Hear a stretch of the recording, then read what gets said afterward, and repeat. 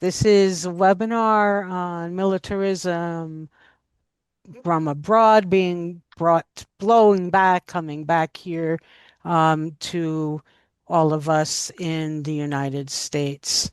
And I am the moderator for this webinar. My name is Madeline Hoffman. I'm one of the co-chairs for GPACs. And there it is, full exact title: U.S. Militarism Comes Home, Blowback from Wars Abroad. And we're, I can't say we're happy to present this webinar. I can't say that we're glad to present it, but we are very timely. We're very relevant. We're very much on point, and we have a great panel of speakers. Um, yes, we started working on this theme back in November, and every day it seems it's gotten closer. What's going on overseas is being brought closer and closer to home, and the militarism in the United States is just it's accelerating day by day. And so I just have a few opening remarks before turning this over to the panel. Yeah, I wanted to say if it seems like we've been down this road before, it's because we have. U.S. policy overseas, international international policy seems always to be backed up by policies here at home. Many groups are holding similar types of webinars right about now um, because the topic is so timely and so urgent. This time, too, the actions taken by the U.S. government internationally are as in your face as they could possibly be. And in the broader context, we must not forget the broader context of the ongoing genocide in Gaza and in the West Bank, because those what the U.S. and Israel has gotten away have gotten away with there on in Gaza and the West Bank have opened the door for what the U.S. government is attempting to do. They feel they can do it with impunity because it's U.S. and Israel have not been held to account for anything that's been done in Gaza or the West Bank. Um, I just also want to talk about the solidarity needed and the solidarity that already exists between Latin America and North America. It comes to the fore both domestically in terms of ICE and the way the ICE agents are going after so-called immigrants, because they're also going after naturalized citizens and U.S. citizens. But there's a strong overtone, and Trump said as much today. He doesn't want these immigrants here, and he has like 70 countries that are named, and many of those 70 countries are Latin America or the Middle East. So we know what we're dealing with. I was I was lucky enough last week to actually a week ago today. I was lucky enough to be at one of a series of rallies held throughout the country of Colombia. I got back here. My flight left Kennedy Airport at about midnight on the same day, Saturday, the 3rd of January, that the United States was kidnapping Nicolas Maduro and his wife, Celia Flores de Maduro. So I was glad I got out, okay? But it's gotten what happened that day, that early morning, has gotten all of Latin America kind of fired up and ready for anything because we really never know from one day to the next what Trump is going to do. Is it going to be Mexico? Is it going to be Cuba? Is it going to be Nicaragua? Is it going to be Venezuela again? The U.S. Senate just voted against the war powers resolution that had recently passed in the House. So Trump continues to have free reign over what goes on in Venezuela. And people here in Colombia, in Latin America, they know all too well that a threat to one is a threat to all. I've been living with, the words of Simon Bolivar for 200 plus years. They've been living with the Monroe Doctrine for 200 plus years. And so it truly feels like something could happen here at any time, in Colombia, that is, and something could happen there at any time in the United States. And the targets are basically the same group of people from Latin America and the Middle East. And so, as ICE threatens, harasses, maims, and even kills members of the immigrant community and their allies, what the U.S. has told the world about who it is has never been more accurate. And these are the times we can't gloss it over, we can't not see it.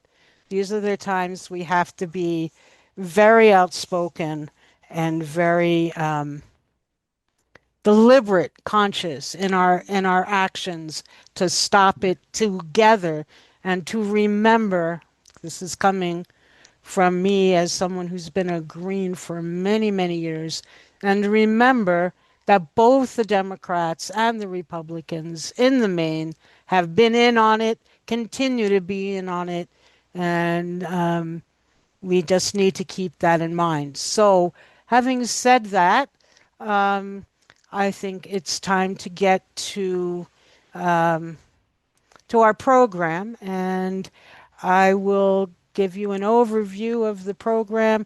I think I will introduce each panelist when it's their turn to speak, but I can tell you the order will be Jerry Condon, Colleen Rowley, Judith Merkinson, and Jill Stein in that order.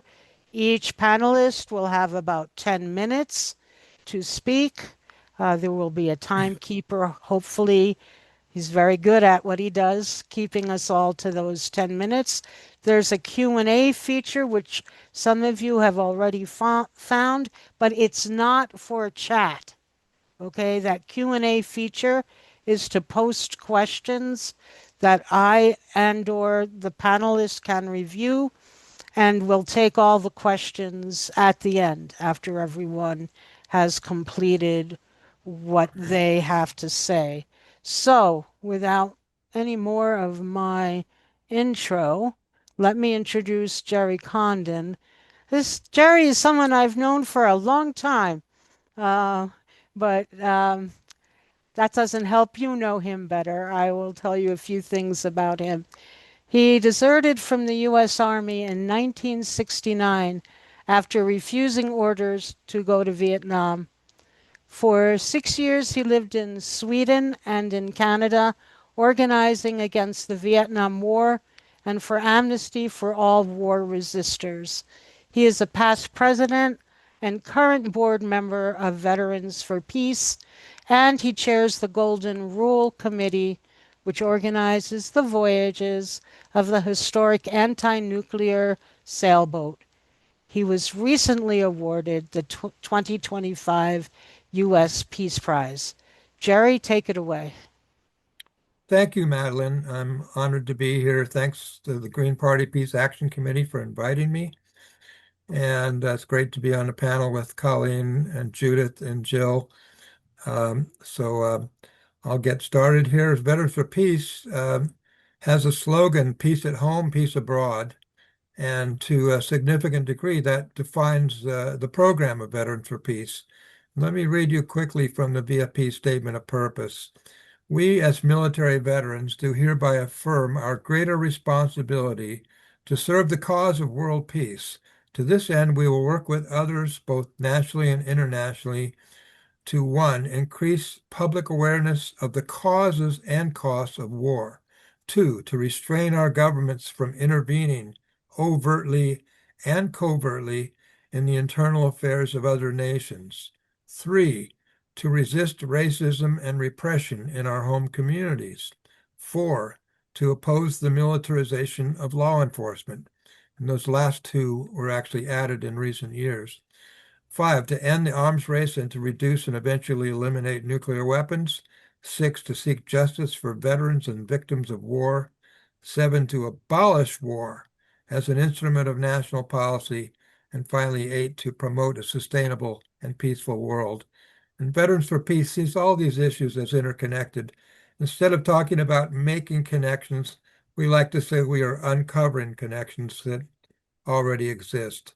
As a longtime anti-war activist who refused Army orders to Vietnam, I am primarily concerned about restraining our government from intervening in the internal affairs of other nations.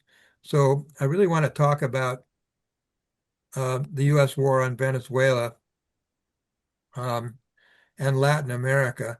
Is it a coincidence that brown people who speak Spanish are the targets of racist discrimination and violent abductions in our streets, at the same time that Trump and his gang of cartoon villains are declaring war in Latin America?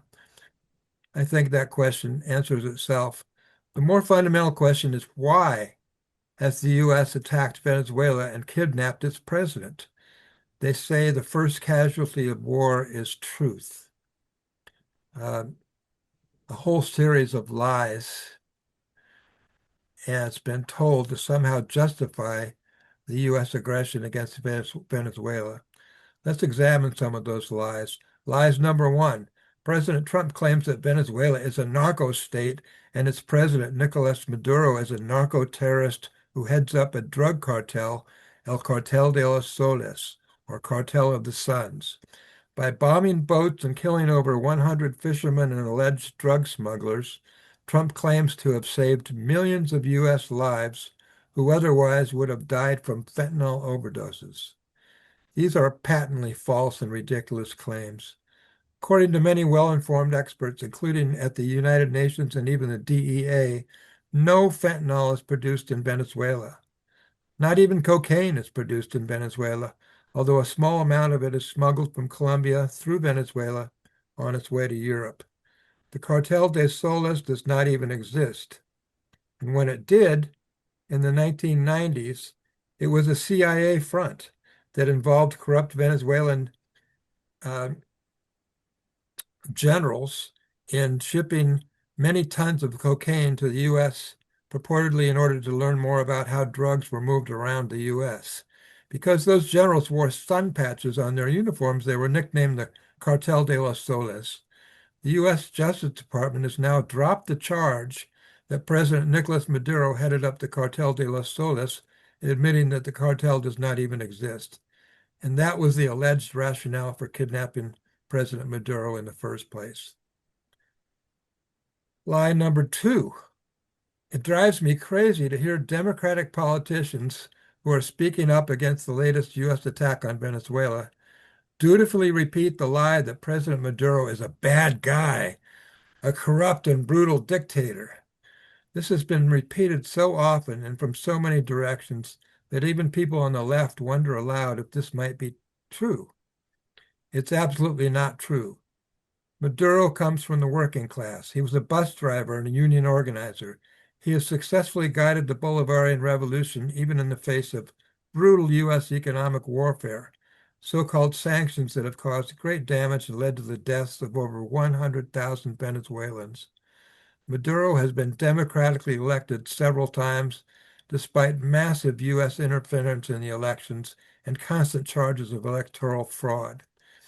He has helped Venezuela achieve food sovereignty and to develop a model system of communes. He is respected and beloved by millions of Venezuelans, though not by all. Even most of the opposition parties are joining millions in the streets of of Venezuela to demand that President Maduro and his wife, the first combatant, as she likes to call herself, Celia Flores, to be freed and returned to Venezuela. I know you didn't see these massive protests in the US media. In fact, instead, millions of people saw AI-generated images of people celebrating Maduro's departure and arrest by the United States. I should add that even if President Maduro were a bad guy, it would in no way justify the illegal U.S. attack and kidnapping of the president of a sovereign state. Lie number three, they stole our oil. Well, what in the hell is our oil doing under Venezuela's land? That is a pretty obvious lie. There's more to that story for those who want to look into it, but at least it gets a lot closer to the truth. Venezuela has the largest known reserves of oil in the world, larger even than Saudi Arabia, and Trump and company want it. Trump is pretty upfront about that. Venezuela is rich in many other resources as well, including gold and rare earth metals. The U.S. would like to have those too. This is old style imperialism at its finest. Even more significant is that the U.S. wants to own and control the entire Western Hemisphere as a hedge against the emerging multipolar world that would replace U.S. imperial domination of the globe. The attack on Venezuela is also an attack on China, which has become South America's biggest trading partner. And it is an attack on the independent sovereignty and socialism in Latin America. That is why Cuba and Nicaragua are also in the crosshairs of Trump and Marco Rubio. Finally, in the short time I have left, I want to remind people that the imperial U.S. foreign policy is a bipartisan project that Democratic and Republican presidents and Congresses have supported for many decades. It was President Obama who declared Venezuela to be an extraordinary threat to U.S. national security. It was the first Trump administration and then the Biden administration that maintained economic warfare against Venezuela, that approved several attempted coups, and propped up a false president, Juan Guaido. These are dark and dangerous times we're living in, and things will get even more difficult before they get better. All this warmongering and reckless brinksmanship, including the U.S. proxy war against Russia and Ukraine, are raising the very real risk of a civilization-ending nuclear war. That's a very tough thing to think about, as the New START Treaty, the last remaining arms control treaty between the nuclear superpowers Russia and the U.S., is about to expire. The good news is that many, many people in the U.S. and worldwide have had their eyes opened and their backbones stiffened. In particular, the movement against U.S.-Israeli genocide in Palestine has been very strong and inspiring. It has changed people's worldview. The movement against racist ICE attacks and troops being deployed in U.S. cities is also very strong, brave, and compassionate. And now the anti-war movement is waking up. On the very same day that the U.S. attacked Venezuela, there were protest demonstrations in 110 U.S. cities. A new and large anti-war and anti-imperialist coalition has emerged to demand no war on Venezuela and to call for a week of action, January 24 to 31, to include a mass online rally, an international rally, on Sunday, January 25th.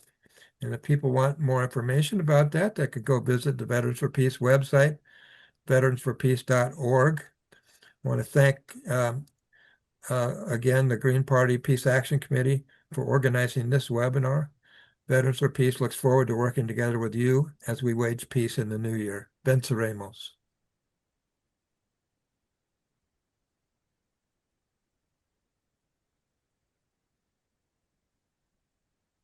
Thank you so much, Jerry, for your very wise and informed words. Um, I want to answer a couple of the questions that came up in the chat that it can be answered very briefly. And one is that there is no chat because we need to lock down. They're talking about the war at home. There have been photobombing incidences with a lot of people online, so we needed to take this step. So we apologize for the relative lack of interaction, but we will take questions later um, in the question and through the question and answer feature. Um, I also just, I wanted to underscore a couple things Jerry said, um, because I couldn't help but wonder when Renee Nicole Good was in her car and the medical professional was trying to reach her to take her pulse, and they refused to let her go, let him go, the medical professional. I just saw mirrors, image after image of what has happened in Gaza when journalists were killed and left to bleed out in the street, and the blocking of medical care, and also the bombing of hospitals and the elimination of the healthcare system. And people have also been talking about Iran this week.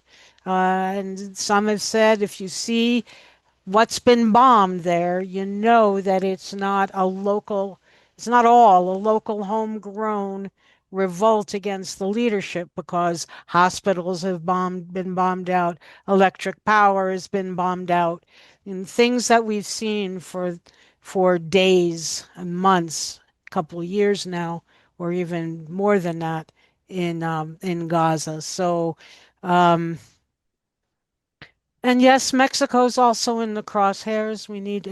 Claudia Scheinbaum has made several really strong statements. So, Jerry, thanks for detailing more about the action taken by the U.S. against Venezuela. And I hope people will participate in that week of action. Okay, so our next speaker is Colleen Rowley, and she's a retired FBI agent, 1981 to 2004, and former Minneapolis Division legal counsel. Minneapolis has been in the news a great deal lately.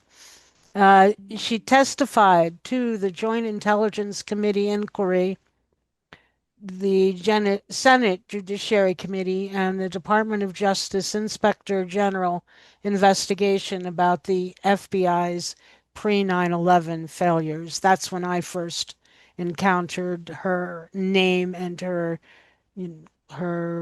wisdom, her knowledge. She consequently was named as one of Time Magazine's Whistleblowers Persons of the Year for 2002. You're up, Colleen. Yeah, thanks everyone for holding this webinar. I taught deadly force policy to FBI agents in Minnesota and to police officers for 13 years.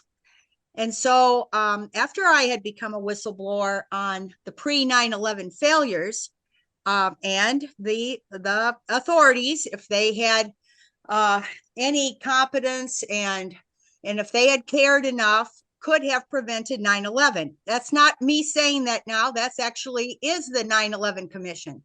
One of the main reasons they could have prevented it was simply by sharing information instead of secrecy. That's the main thing. And of course, what they did in the war on terrorism is for a little while they did share information, but then they went right back to classifying everything and top secrecy, all afraid of the leaks.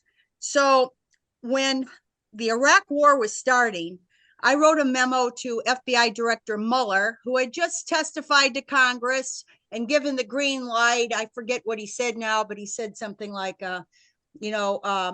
either tying Saddam to 9/11, I think was the main thing he did.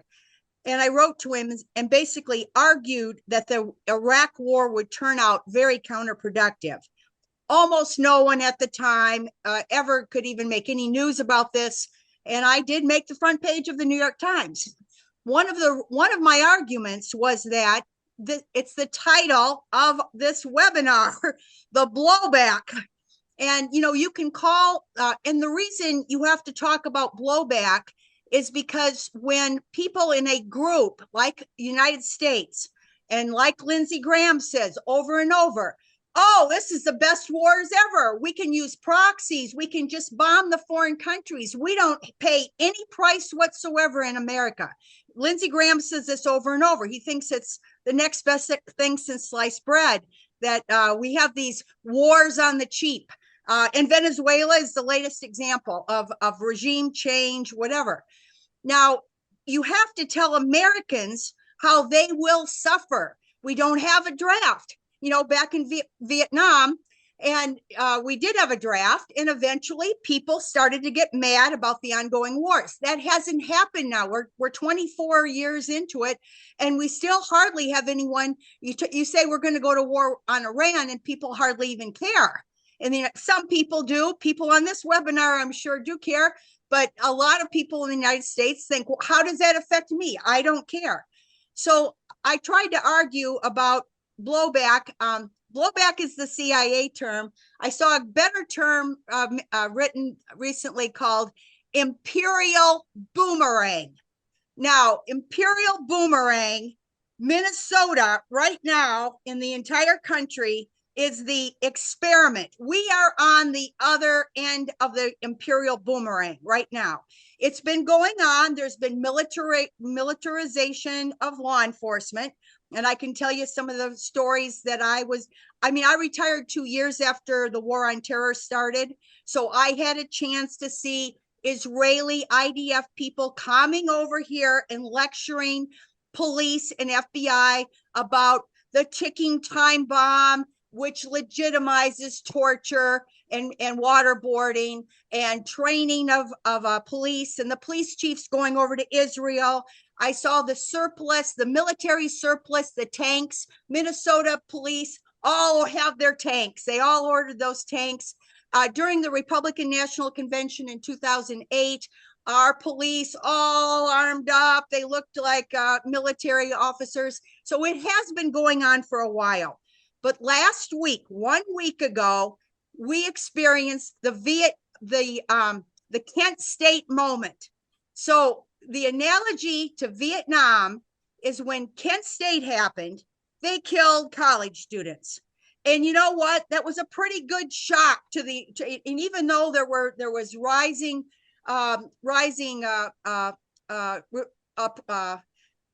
dissent against the Vietnam War, once these college students were shot at Kent State and Jackson State, it really brought it home. And you know what? After Kent State and Jackson State, the wars really came to a good end, or were coming to an end at that point. People were shocked because it got turned on the American people. And now we're the victims. Let me just say how Minnesota has now been told it's losing almost all of its federal funding. I think it turns out to be about a third of the Minnesota budget. And it's not just Minnesota. There are other states that Trump hates as much, although we're the first state. Minnesota is the first state. So they're going to cut the federal funding. I mean, Minnesota can't pay for Medicaid and anything else without that funding. On top of that, we have 3,000 ICE agents. They are rear-ending cars. So even if they don't even know who's in the car, they've rear-ended cars. They go up to windows and drag people out by their hair. And of course, there's people that are trying to videotape after George Floyd. That's what was the thing that gave the truth out about George Floyd, is people were videotaping. And now our police are mandated to have cameras. ICE are apparently not mandated to have body cameras. So the shooter in the last week had a cell phone, and I don't know how he could do this, to be honest. He had the cell phone in one hand and his gun in the other hand. And he walked around the car. He got in the front of the car. So she's trying to back up, and then she tries to turn the wheel. He goes right up to her window after she said, "Hey, dude, I'm not mad at you. And he shoots her 3 times in the head.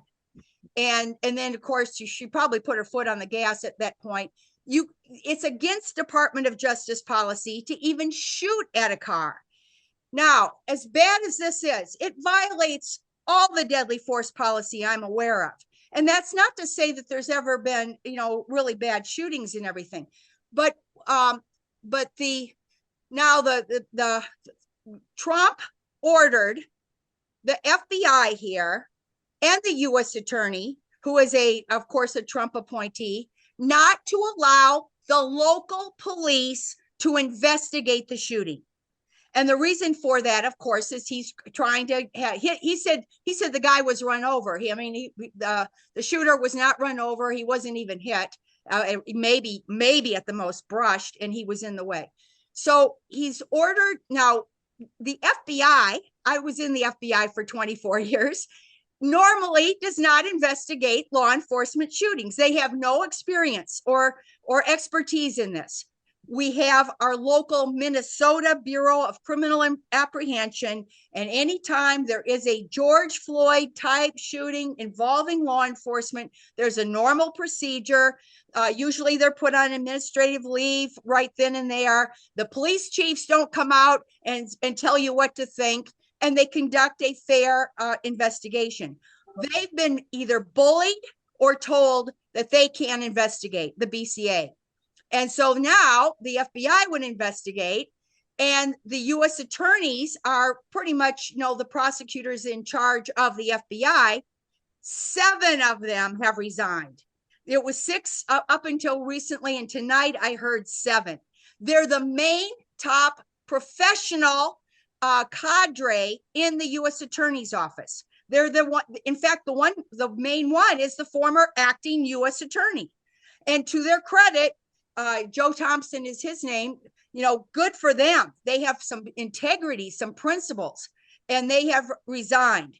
And then also, I think some civil rights attorneys at the Department of Justice in Washington have resigned as well. So, cross your fingers that this now will start to make people think. The Trump administration, I don't know how they can think they're winning votes in Minnesota. I mean, if they think this is somehow helping a political campaign, I think they're sadly mistaken. Excuse me, Honestly, Colleen. this is terrible. Excuse me, Colleen, but you've got a minute left if you want to wrap up your thoughts. Sure.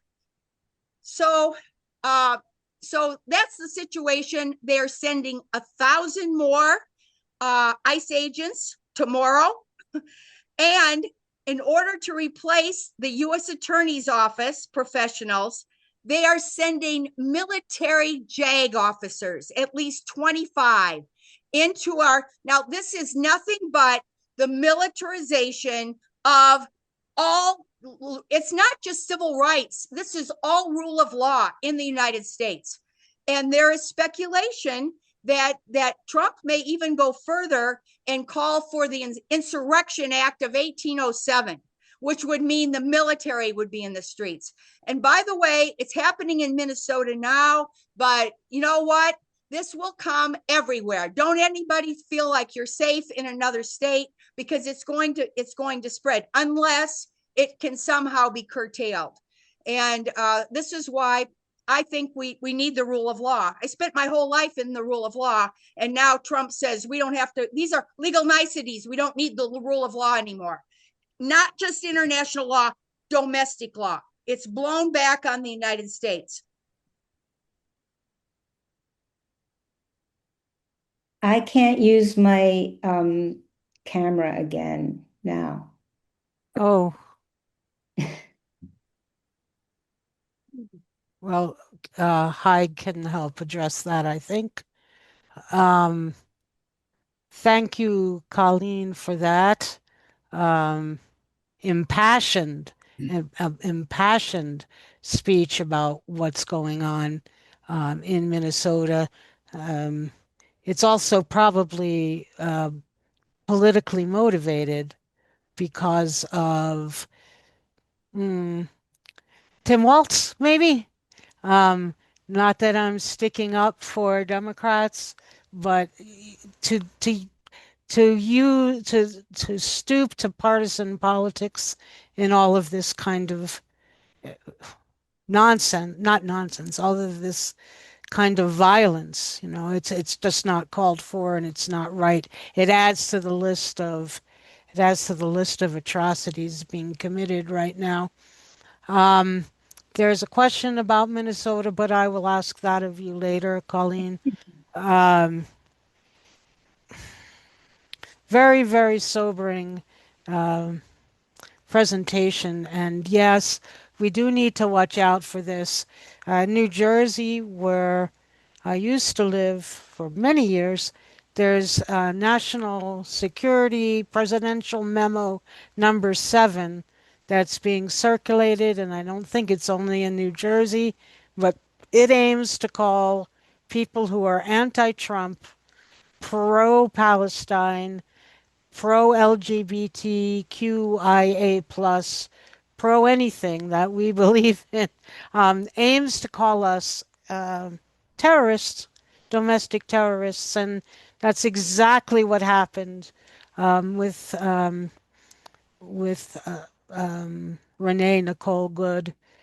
She was called a domestic terrorist within a minute almost after what happened started circulating. So we do need to be looking out for one another and responding accordingly and not acting like Minnesota is alone and it's not going to come home to our state because it could very well. All right, so our next speaker is Judith Merkinson. Uh, she's a longtime anti-imperialist and human rights worker. She is a co-chair of the International Committee of the National Lawyers Guild, a civilian lawyer, I might add, and a member of Haiti Action Committee, as well as president of the Comfort Women's Justice Coalition. Okay, you're up, Judith. Hi, everybody. I'd like to thank you all for having me speak today. I wish after that last remarks, I wish I was wearing my National Lawyers Guild hat. We could talk a lot more about what is going on domestically in terms of designations, in terms of the vilifying and criminalization of dissent. I would tell everybody that if you have a problem and if you, for instance, get visited by law enforcement, you can call the National Lawyers Guild. You can call this number 415-285-1041. That's in San Francisco, where I live. And there's also, you can look up, there is also a national FBI hotline. I was asked to speak about militarization and imperialism, and I would add to that that we can't look at what's going on today, the intersection of militarism and imperialism, without also putting in the fact that we are living definitely under we are beginning to live under a fascist uh, administration. And there are many uh, pointers about this. However, fascism cannot exist without empire. It's one of the cornerstones of a fascist government. And what we see today is the instrumentalization of empire. And what I'd like to talk about is to do a little history and to focus on the Caribbean, actually, and Haiti, as we talk about what is going on in Venezuela. In Haiti, Haiti in 1804 kicked out the biggest army, the most mighty army of that time, the army of Napoleon. And they declared their independence, and they were the first Black republic. And when they declared their independence, they told everybody, they said that anybody who came to Haiti would be free and a citizen. Anybody who came to Haiti would, in fact, be free. And they pursued that.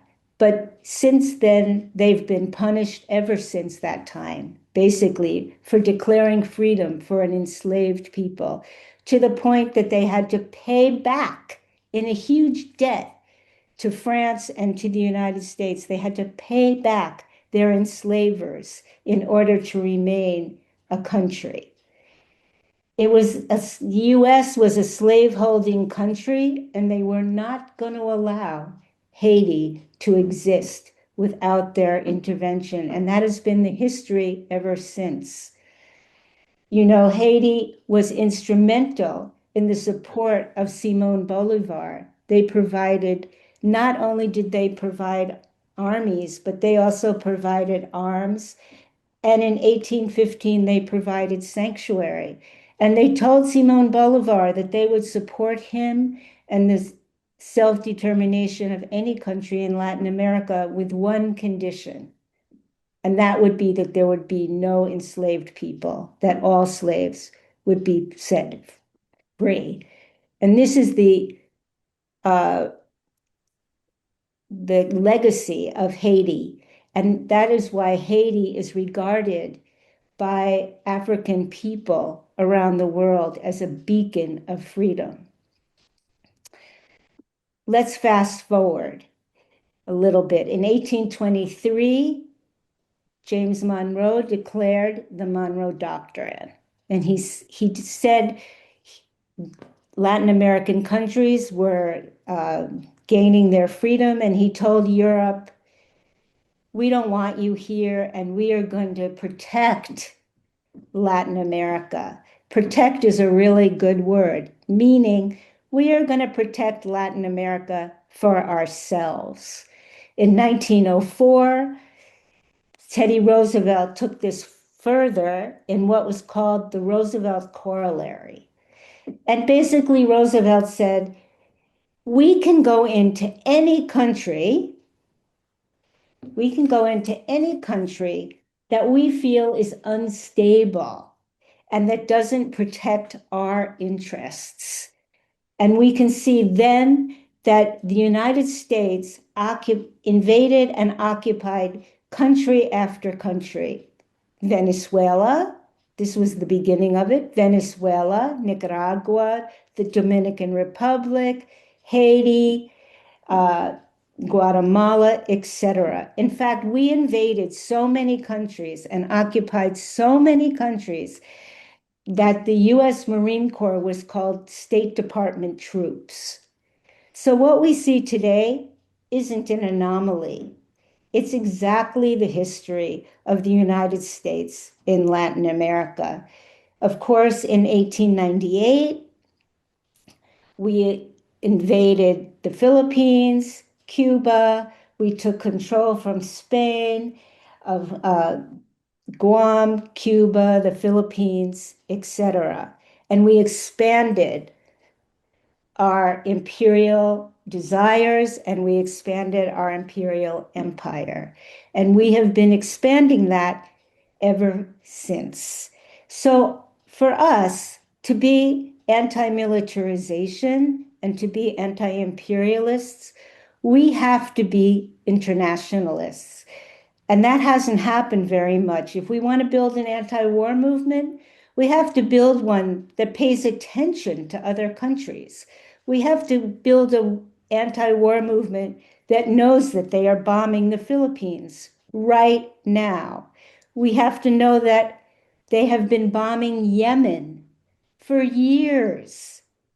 We have to be aware that they are bombing in Myanmar.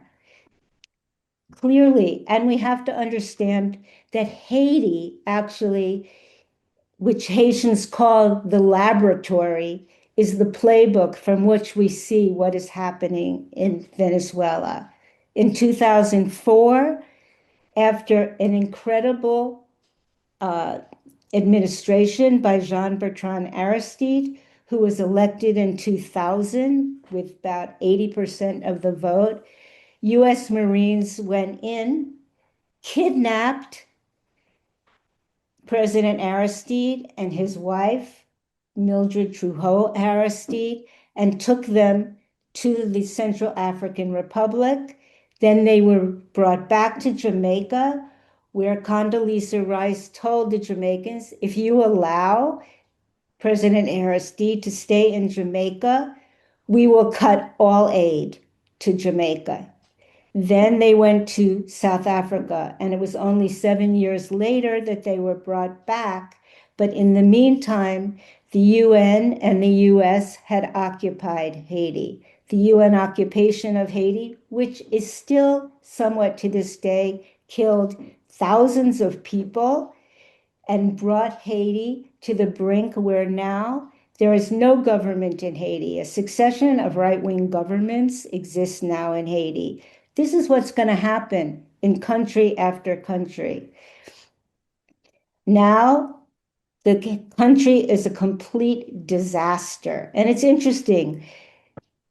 All you hear about Haiti is that it's the poorest country in the Western Hemisphere. It is poor, but it's been made poor by successive American regimes who have not allowed Haiti to exist and to be a sovereign country. It is now in a situation where elite and American funded gangs, they are gangs, but they're really death squads, are running rampant throughout the country. And interesting from the remarks that Marilyn made, what are one of the chief targets of these gangs? Hospitals, colleges, and markets. So it's a way of completely disrupting the country. And what people call Haiti now, the Haitians themselves, is a hell on earth. We have to pay attention to what's happening in Haiti. And there, as a Black republic and a Black nation, we have to, if we're anti-racist, if we're anti-imperialists, we can't forget about the Caribbean and what's happening there. In fact, the issue of gangs and disruption is happening throughout the Caribbean. It has the highest homicide rate in the world. It is also being completely militarized. You know, there are thousands of troops now in Puerto Rico. Old army bases and navy bases have been resurrected, and the Dominican Republic is going to be used as a staging area. And these are all to go into the rest of Latin America. I Excuse the hope, interruption, Judith, but you have about a minute to wrap yeah, up your good. thoughts. Okay. I'm here to tell you that we hope that people will pay more attention. On February 3rd, 300,000 Haitians are going to lose their temporary protective status. That means that immediately they will lose their work permits. These are people who have been there for decades. They join hundreds of thousands of others from countries around the world, and particularly in Latin and Central America. We are calling for a demonstration on February 2nd for those of you in the Bay Area at 100 Sampson Street. I hope people remember Haiti, and I also hope that we do build a real internationalist anti-imperialist movement. Thanks.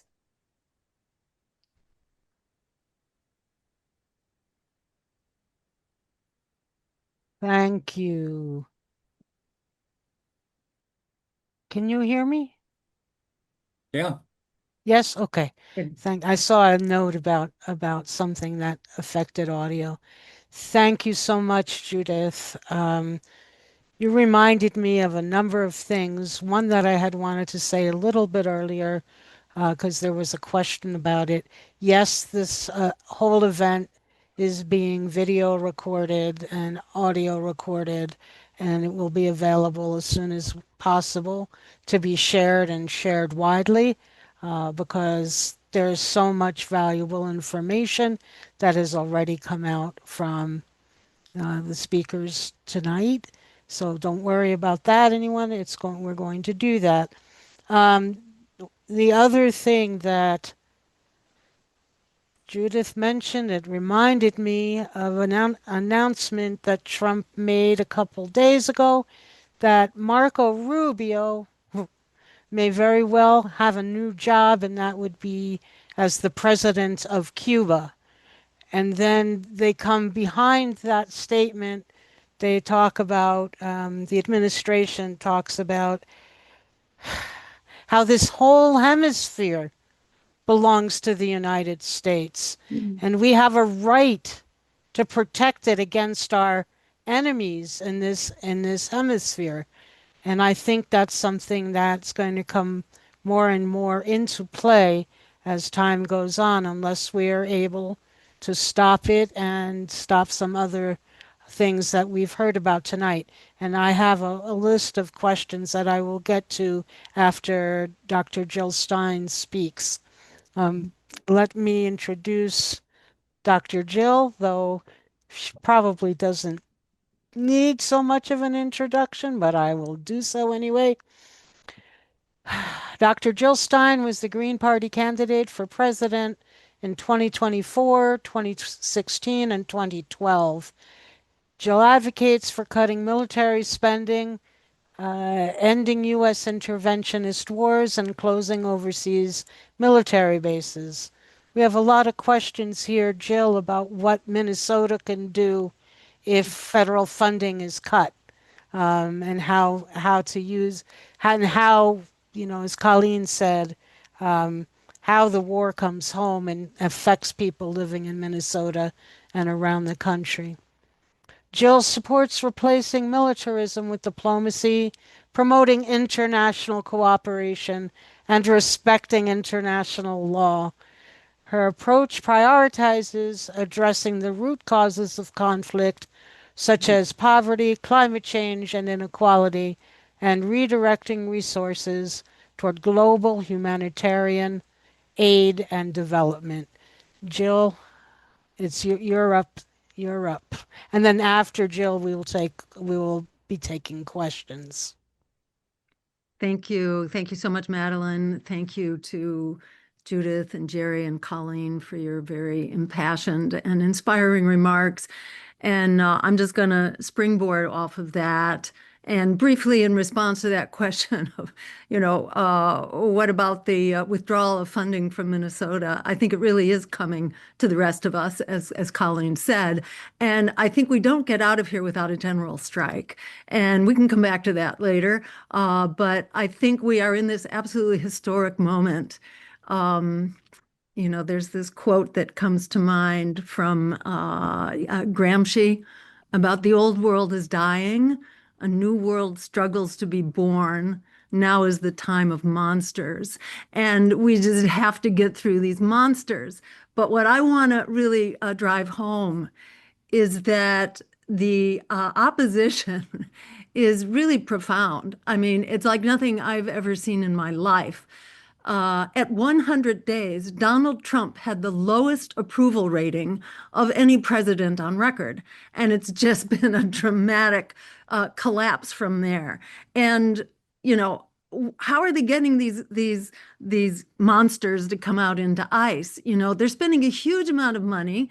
They're forgiving $60,000 worth of student debt. They're providing a $50,000 bonus, and they're paying up to $100,000 a year.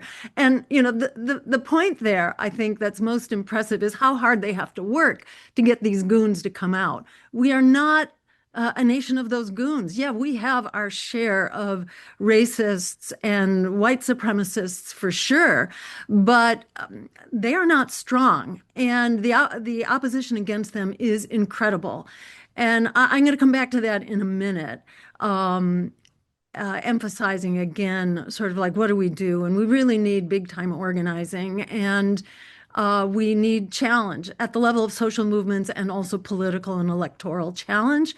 And we got some great candidates that are out there right now, and some more amazing candidates which are on the way that you're going to start hearing about. I think maybe even this week and certainly next week. It's a really great time to be fighting back and to be aware of our power. And again, I think we can't quote too often Right. Frederick Douglass, who says power concedes nothing without a demand. It never has and it never will. We need to bring that demand into the halls of power. That's what political challenge is all about. And the polls show that there has never been a better time to challenge. Yeah, the Republicans have really crashed in public opinion, and especially Trump. But so have the Democrats. And for the most part, the Democrats are not filling in where the Republicans have collapsed. People have learned over decades that the Democrats are about NAFTA, that they are about Wall Street bailouts, they are about home foreclosures. They too are about endless war and the assault on our civil liberties, and Zionism absolutely unrestrained. So it's really a great time. The media, which is completely sold out, not the independent media, which we need to support. And there are wonderful examples of that out there right now. But we need, face to face, we need in the neighborhood, in the way that people are coming out now to defend their communities by patrolling for ICE and by warning people and using social media or using their whistles and then filming so that ICE agents cannot get away with murder. We need to press hard for Jonathan Ross, whatever his name is, to be held accountable for murder. He should be in jail now. There's plenty of probable cause for murder charges. We need to be standing up and to be confident that not only the fascism that's represented now by the Republicans, but also the incredible weak sauce that the Democrats provide. They really don't provide. They don't provide the opposition party, and that's across the board. Even now, the leadership of the Democratic Party will not join the call to withhold funding for ICE. ICE's funding, or I should say Homeland Security funding, was increased by some $170 million as part of the Big Beautiful Bill, which the Democrats could have stood up and fought. They could have fought the Big Beautiful Bill. There is a technique that, or I should say, actually a strategy that can be used that relies on the Congressional Review Act. And this was put forward by David Dayen of the New Prospect. It's basically a sort of filibuster whereby it takes 30 senators actually to raise this, and they can essentially stop any bill they want. They wouldn't even look at it, and even the progressive elites in the Democratic Party now are saying, oh, no, no, no, don't challenge Hakeem Jeffries. This is not the time to run against him. So you're not going to see the Democrats. They are not coming to save us. But the mass of humanity, even here in the United States, is really ready to stand up, and they are standing up to fight ICE, to demand housing, to protest against student debt, where 1 out of every 3 people who hold student debt now is at risk for going into default. And by the way, the Trump administration has just announced they're beginning to garnish wages from those who are already so strapped that they're in student, that they are swamped by student debt. We're also in this moment right now of unprecedented record homelessness and consumer debt and credit card debt, medical debt as well. So this is, the chickens are coming home to roost in many ways, not only the hand of authoritarianism that's come back here, but it's also the desperate state of affairs, the crushing austerity. Who was it? One of the prior speakers, was it Colleen? Yeah, I think it was Colleen who mentioned how, or might have been Jerry, how people need to feel this. They need to feel this. This is not an academic thing that's over there. This is really pervading our lives. This is not only the assault on our civil liberties, it's the assault on our basic, economic rights and our economic survival as well. People really feel that, and all these things cohere. As Martin Luther King said, it's a triple evil. It's a triple evil of militarism, racism, and AKA capitalism. He called it extreme materialism. Those things converge to be all-out crisis in our lives. And so it's a really great time for us to be unifying in order to resist and to remember the words of Alice Walker, which is that the biggest way people give up power is by not knowing we have it to start with. Don't listen to the propaganda of powerlessness.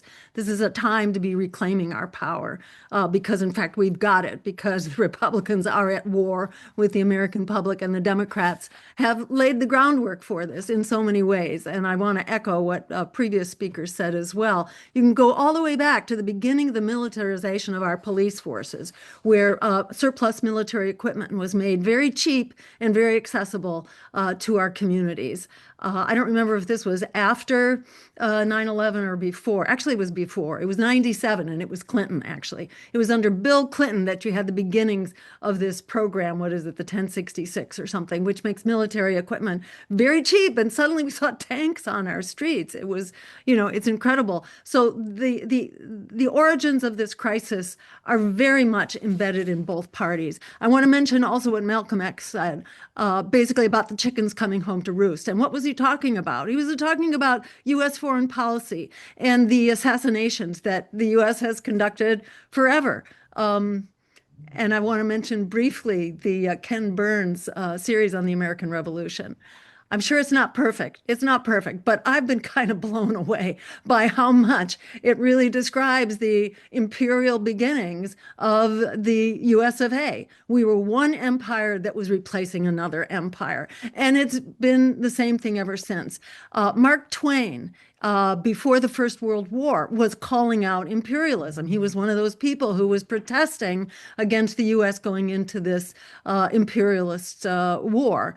And what he said was that America cannot have an empire abroad and a democracy at home. And that's just been continued to be proven true over and over again. Jill, Um, yeah, Jill, okay, yeah, excuse me. You've got about a minute to wrap great. up your thoughts. Great. I think you get my point here, which is that we do have the power and don't allow ourselves to be talked out of it. And asserting that power has everything to do with political challenge and it has to do with social movements. I want to give a big shout out to the unions like USB in Italy, which they are doing national strikes. And their strike was it was motivated by stopping the shipment of weapons to that microcosm of empire that's going on in Gaza right now, the destruction of international law and human rights, along with, utter devastation and human rights abuses and ethnic cleansing and genocide. That strike began to stop the shipment of weapons, which USB is now working with other unions around the Mediterranean. They are a formidable force, but they haven't stopped at just that. They're really calling for really the reclaiming of our democracy, stopping fascism.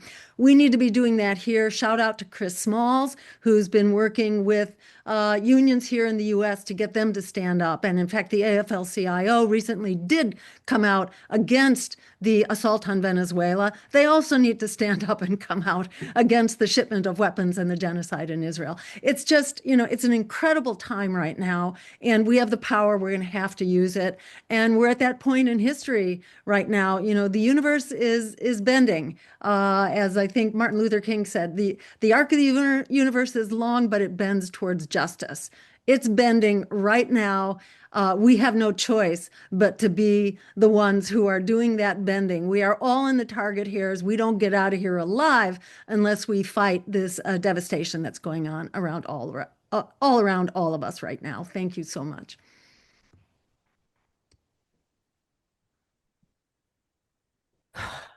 Thank you, Jill, for yet another impassioned speech that pulls a lot of things together from what all of our great panelists have already said. I just want to say that in New Jersey, people rallied behind three bills to protect immigrants called the Immigrant Trust Act and spent months doing it. It passed both houses just before Phil Murphy left office, but I believe I heard today that Phil Murphy vetoed it because he said there are already protections in place for immigrants. Can you believe it? I guess we have to. Um, so I have about 10 questions here. I'm not quite sure how to organize them. There, there are one or two that are directed toward a particular panelist, but I think I should direct them, they should be open to everybody, all the panelists to answer. Um, I'm going to start with Minnesota. Um, some Michael Goldstein asked, "Is there a tax strike being organized for Minnesota if federal funds aren't coming back to it?" What kind of a strike did he say? A Tax, pass? A tax tax, strike. tax strike. Yeah. Pain. I have not heard of anything. My legal knowledge is that it's pretty hard to not pay your taxes.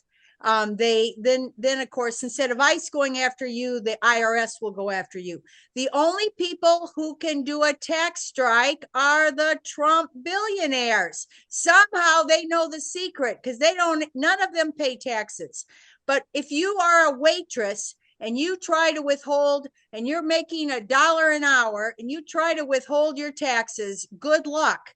I know Cindy Sheehan tried not to pay her taxes and had all kinds of legal trouble. So I'm not aware of that, but there are other ways of resisting. Can you mention one or two of them? Well, of course, there's a lot of street protests, and the legal observation of when you can videotape is very important. When I probably was not careful enough to say our local law enforcement now, especially in the aftermath of George Floyd, they're not so much the problem. It is the ICE and border agents. And so we actually have kind of a thing where the local law enforcement and our police chiefs are not on the side of ICE. And that's another reason why Trump is so infuriated in trying to take down Minnesota. The Attorney General of Minnesota has now launched lawsuits. And even though there's a lot of, especially appellate judges that Trump has appointed that apparently have sided with him, I think that effort is worth it to sue. And we just today they said the first district judge is asking for more time. And the issue is whether ICE can be restrained in Minnesota. That's one of the lawsuits. I think I think Minnesota might sue for the money too. So there's legal methods of going. Probably Judith Merkinson would know more about this as well.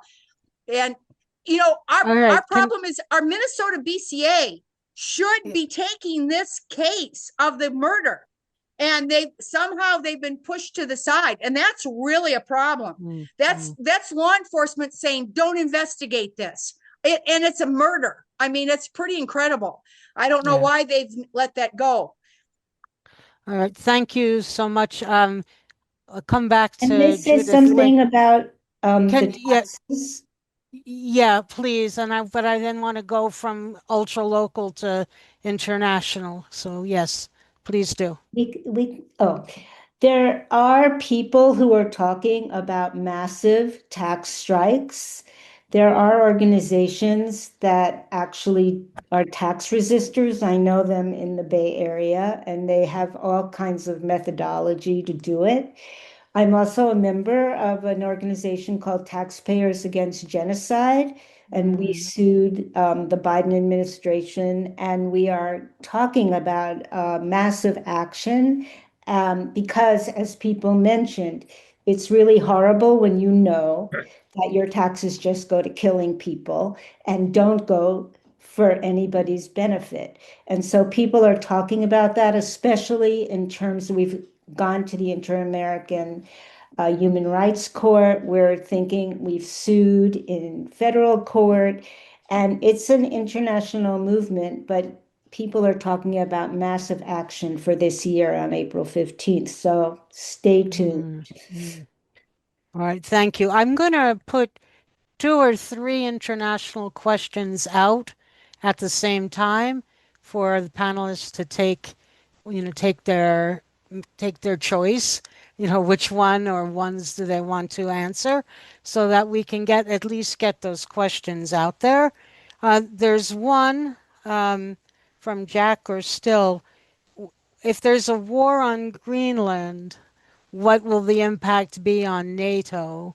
And, I think that also begs the question of what is the role of NATO these days?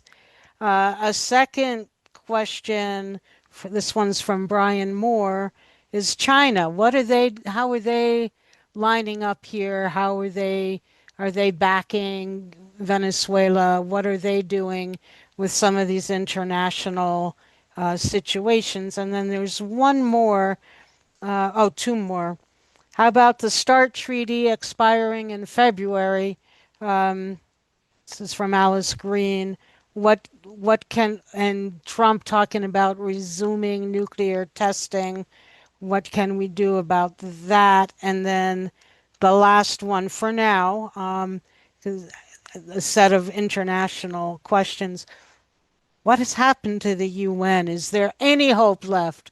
What's the role for the United Nations as far as global cooperation goes? And those are four questions, right? Or three, four, four. And anyone who would like to go first of the panelists. Jill, and then Jerry, since you haven't answered a question yet, and then the others can chime in. Sure. Let's see. I will let some of the Venezuela experts talk about the first two questions. I'm just going to make a brief comment about the nuclear testing and the end of the START treaty and then the UN, because they're really kind of very related, And the question is sort of, do we live in a world governed by laws? Is it going to be the laws of nations or the law of the jungle? And, in a fascist world, that fascist nation they have no restraints and they have no sense of reality and they think that they rule the day. And that's another reason why this kind of fascist surge is really dangerous to every one of us, because nuclear weapons are not over there. I don't know about you, but I live near Hanscom Air Force Field, so this is one of the command and control centers. There are a couple of them, but it doesn't take many nuclear weapons to just completely shut down all of the kind of infrastructure of civilization and the things that we rely on. We're all in deep, deep trouble here if we get into even a limited nuclear exchange. And then there's the whole nuclear winter thing that comes with even a small exchange of nuclear weapons. We can't go there. And it's just like a sign of the incompetence of fascists that they don't have a clue what any of this is about. They are not capable. Chris Hedges said this recently, I think, in one of his great articles. He's been writing a lot about fascism lately and the history of it. And one of the points he made is that fascists have a very hard time. They're sort of arrested development. They're not like they've sort of lost their human being side, and they have a very hard time understanding how other people think or feel. So diplomacy is completely out of their realm. And, Trump sort of illustrates that. He's got a very it's my way or the highway, and that's it. We need to live in a nation of laws. We need to have a foreign policy based on diplomacy, international law, and human rights. The UN is not a perfect organization. It's very flawed, and the US controls the Security Council. And we saw this go down recently in the effort to pass the Uniting for Peace resolution that would have basically stopped the genocide and forced Israel to comply with the International Court of Justice rulings and withdraw from occupied territories, dismantle the settlements, and all kinds of great things that the ICJ had ruled. 90% of the nations of the UN were behind this, which is why that movement had to be destroyed. That's where Trump came in with his so-called peace plan, which is not about peace and it's not a plan. The point here is that the UN is a very important move forward. We need to restore the UN and improve on it with reforms. But we're not going to do any of this piecemeal. Again, this is why we need a unified and organized movement that has a broad agenda. So we can pull together the many sectors right now that are absolutely at their wits' end. And we need a broad reform agenda that restores democracy at the local and national level, and also our democratic institutions, including the UN internationally. And that includes we need to sign the treaty that has been signed by the majority of nations around the world now that will ban nuclear weapons forever.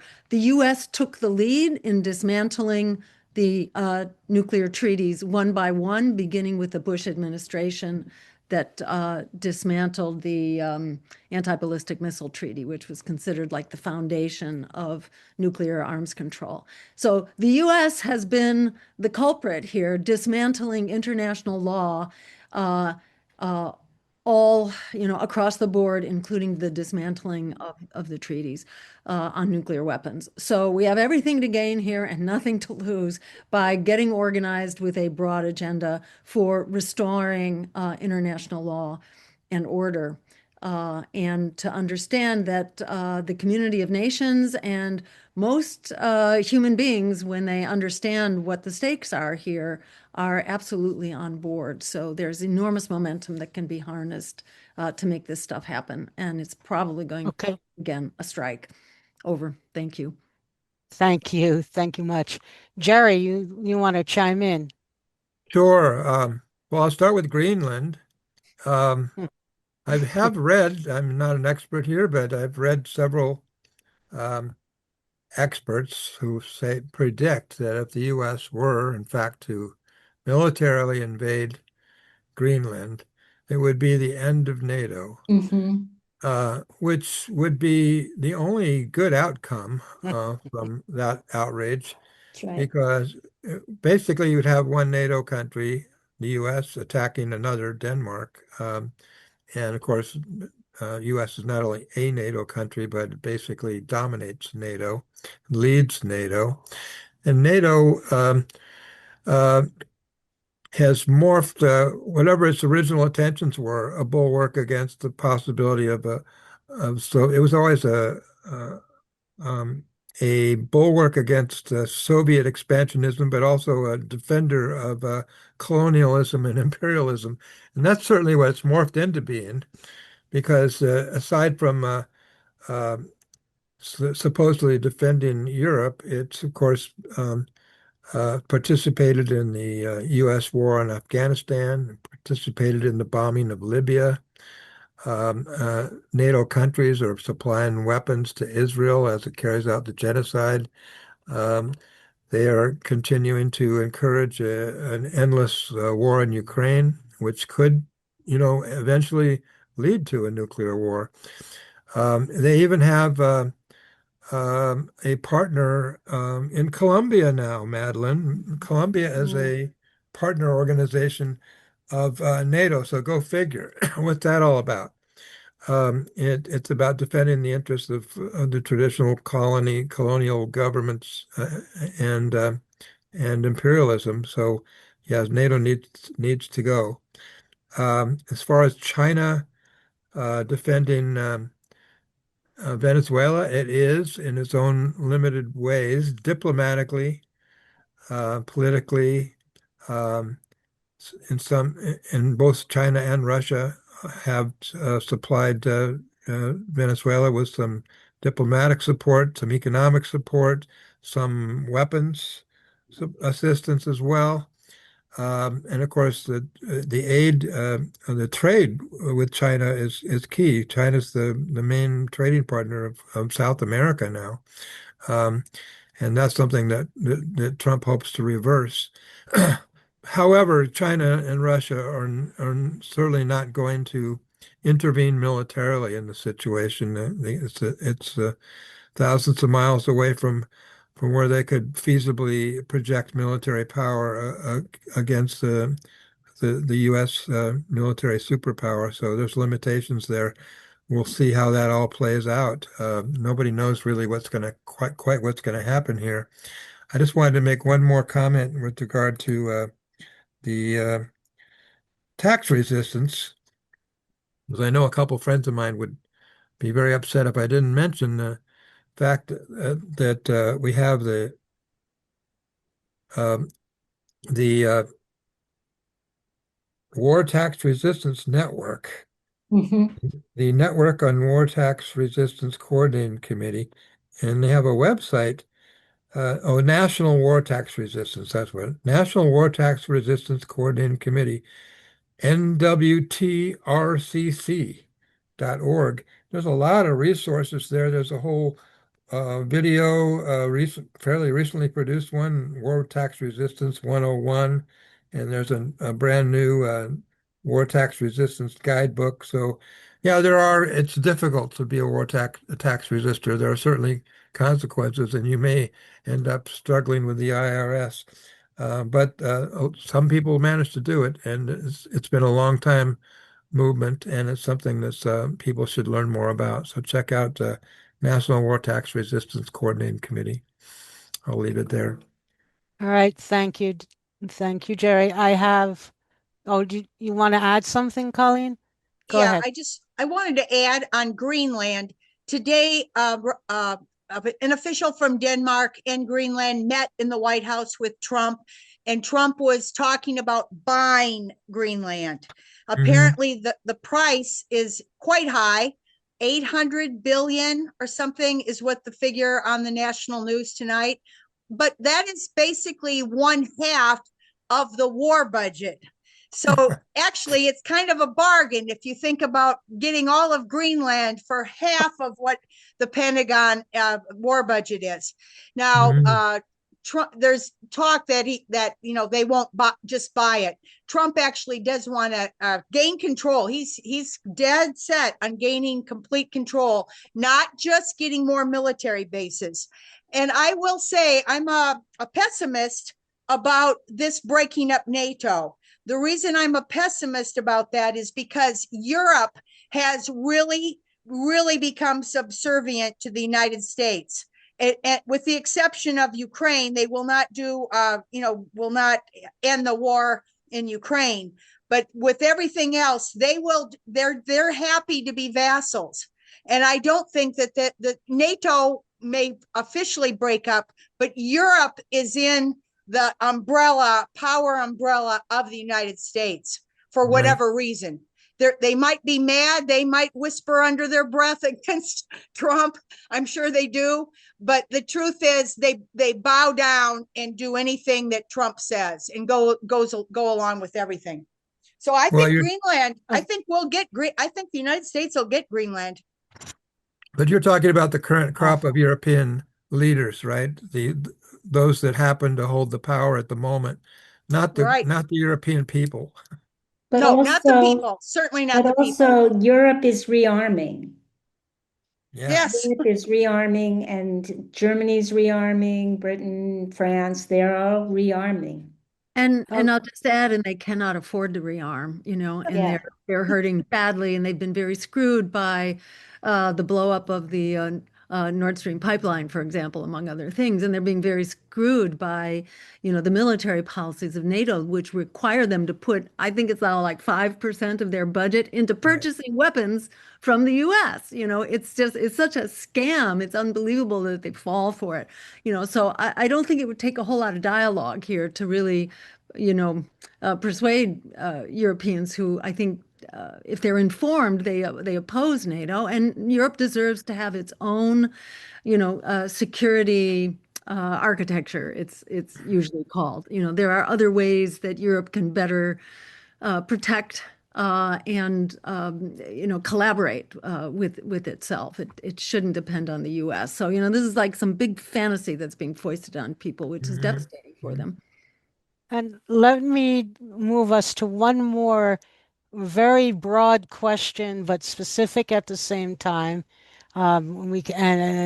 This one, and then again back to the issue of strikes, and hopefully, I think we are scheduled to go till 9 o'clock, 10 o'clock, excuse me, Eastern time, but I don't think we want to go. Maybe another 15 minutes will be enough. So the two questions, this was the next one on my list. How can we make and spread the information connecting ICE, police brutality, threats against Cuba, Venezuela, Iran sanctions, and that's all she wrote, but I assume there's more. You can feel free to add what you'd like. And then the other question is about what kinds of strikes would be the way out for us anti-war people to use our power and succeed. And then also there's an infrastructure. What was this other one? There's an infrastructure underneath the whole idea, oh, that Donald Trump is like a lightning rod for all these things from within and from without. And how do we go about burrowing down and dismantling everything that props that up, if you understand my question. Um, and so who would like to go first and answer these very specific questions? Take any part Judith, of it you like. Go ahead. I can go first. Okay, Go ahead. go ahead. And then Jill, and then I'll Um, okay, let Jerry go before me. okay. we're beginning to, but we have to build a culture of resistance and non-compliance and hmm solidarity. Everybody has talked about that, but that's the key for us. And we have to, people talk about connecting the dots, people talk many different phrases, but we have to resist, but not resist in the way the Democrats talk about it. Real resistance in that we do not recognize the authority of the government, that we are willing to take risks. This is going to be a very repressive regime. It's going to require us to be in solidarity with people that we might not agree with, taking tactics that we might not agree with. We have to defend all those people who are resisting on the left, obviously. And we have to build solidarity with each other and with people around the world. And we are not the leaders necessarily of this resistance movement here in the United States. I mean, we've seen the incredible resistance of the Palestinian people, and they have shown us what it takes.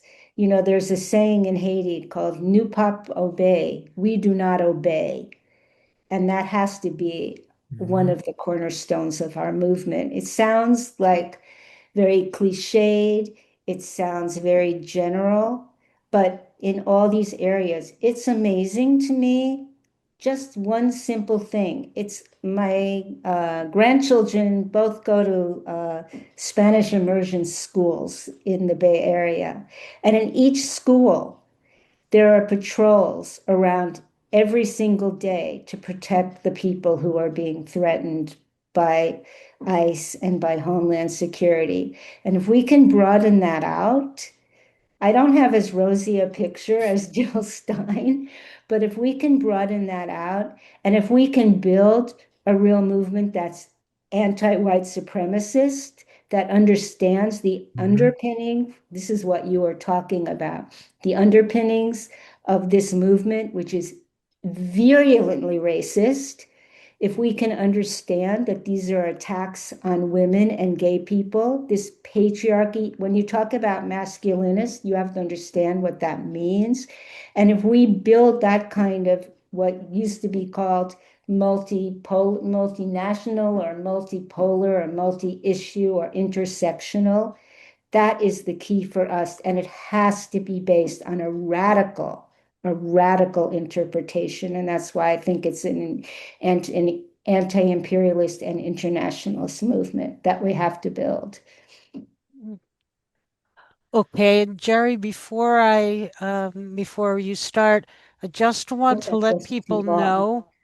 No, I just want to let people know that it was impossible to work all questions in that were asked, and it was not because they were not important. And I think if we save the question and answer part, we can send out the questions that were not addressed to panelists to see if anyone would like to take them on. So that's one. And two, we will have a link to this webinar and probably in a couple days, and we'll send that out to people so you can take clips, use it for, whatever good purpose you have in mind.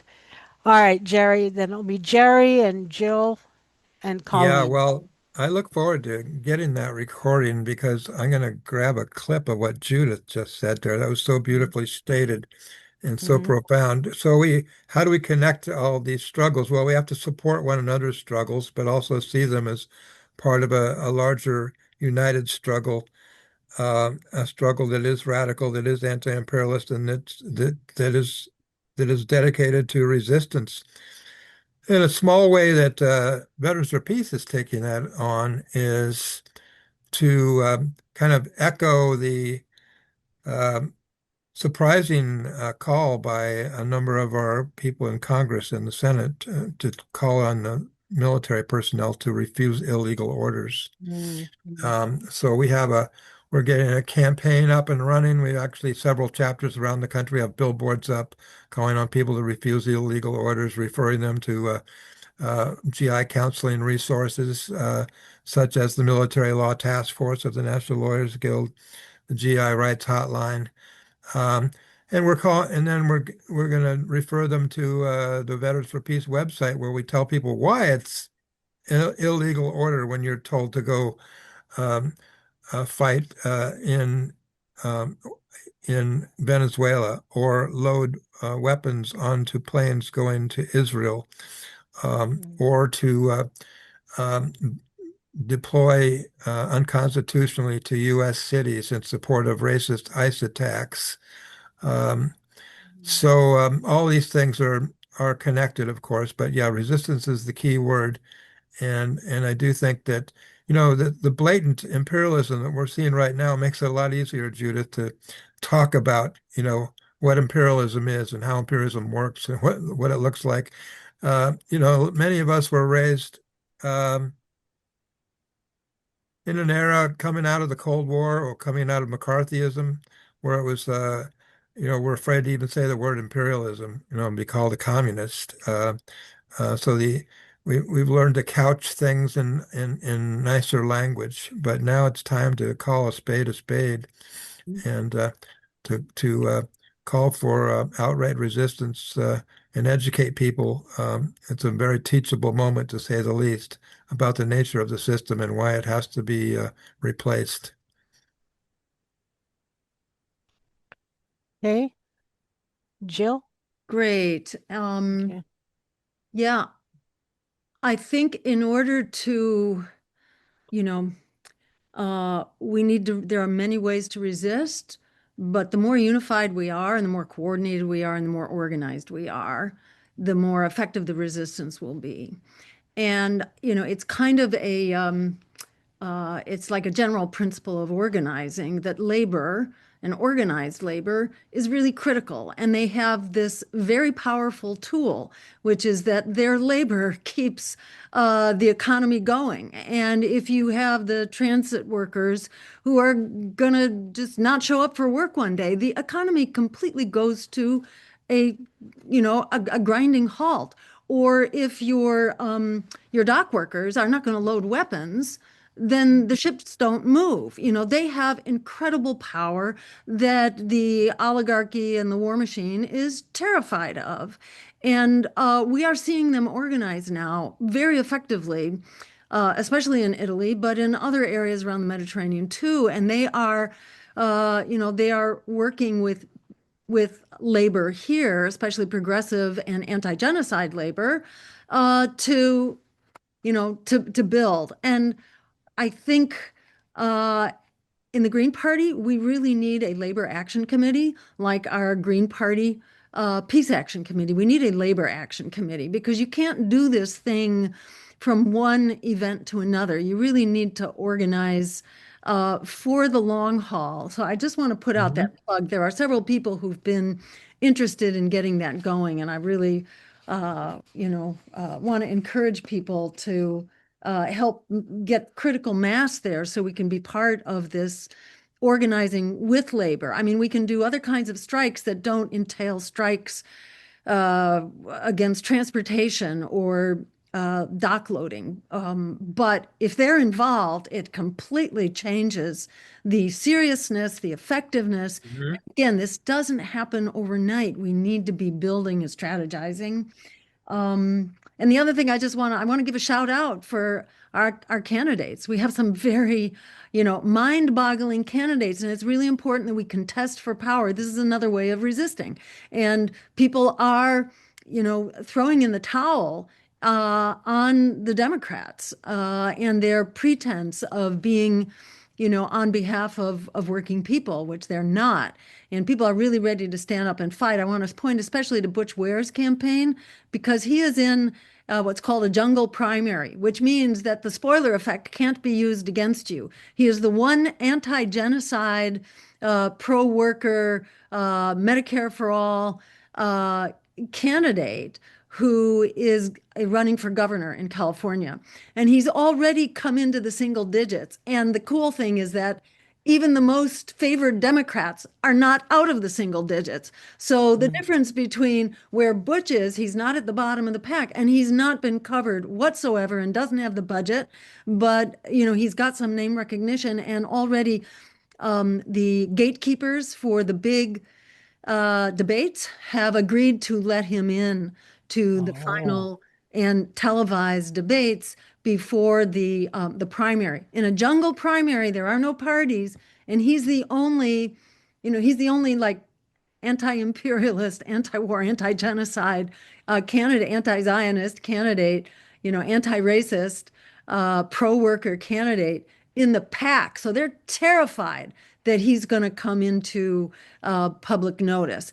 The main competitor from the Democrats was Katie Porter, but then she went viral on this video of her screaming at her staff, and she was kind of revealed to be who she is, and her numbers came down. So she's no longer the lead. They don't have a leading candidate. So you will have all these mediocre Democrats who are competing with each other. And then you have Butch, who actually represents what a real people's agenda is about. So I really encourage people to tune into that campaign and support it. And there are many situations like that now around the country where we have some real powerhouse candidates that deserve our support because contesting for power is part of how we have to resist. Thank you, Jill. And boy, I have so much to add, but I shouldn't because we're running out of time. So I will leave it to the panelists. Colleen, did you Let want me to add bring up, in? I will talk about taxing and spending one more time. Following the California Taxpayers Against Genocide model, 10 of us here in Minnesota filed a complaint in May. Basically, we modeled it after the California thing, Taxpayers Against Genocide. The California people didn't know a couple things. One is you can't sue congresspersons. They have complete immunity under the speech and debate clause. And so what we had to do is we had to amend our complaint. We got it amended. Our lawsuit is still alive. It's 8 months now, and it hasn't been dismissed yet. And we had to file an amended complaint. We now are seeking only declaratory judgment that the genocide is illegal. And, now our U.S. Attorney's Office just all quit. So I don't know, the civil chief that was handling it, she isn't one that's quit. But, it's got to be so confusion. So that the answer was due. We didn't get it. In the course of researching all of the taxing stuff, we found out that when the founding fathers in the first Supreme Court under Marshall, they thought the tax and spend authority, it's in the Constitution, was not, you can't tax for a foreign country, let alone a foreign country's genocide. It is completely illegal.